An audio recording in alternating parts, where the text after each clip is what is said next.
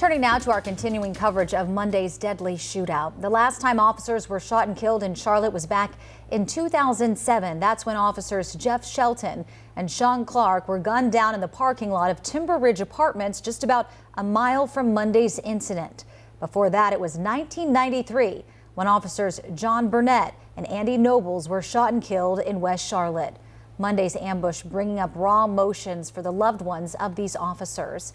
I sat down with Officer Burnette's sister about how decades later she is continuing her brother's legacy. But you never get through it. You never get through it.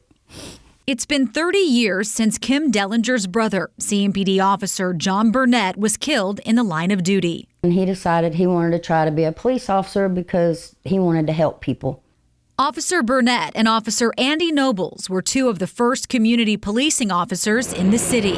They were killed in October of 1993 chasing a car theft suspect. Both officers were shot and killed. And the news clipping came through. I knew in my gut. I knew that was my brother. They were the first two CMPD officers shot and killed at the same time in the line of duty. Sadly, they wouldn't be the last. Kim says she's been watching the coverage of the recent 4 officers shot and killed in East Charlotte. What was that like for you when you saw the news of the officers? For one, it brings back the trauma of what we went through. But mostly, I feel for the families. What would you like to say to the families since you've been in their shoes? They've been on my heart and in my prayers. Y'all have a long road ahead of you, but you will make it. Kim says one thing has sustained her through it all. God, I pray. It's hard because you have to think of how they lost their life. Yes, they were protecting and serving us. You know, they were doing a good thing.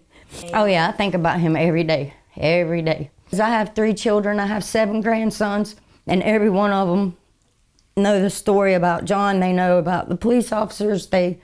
We've kept his memory alive.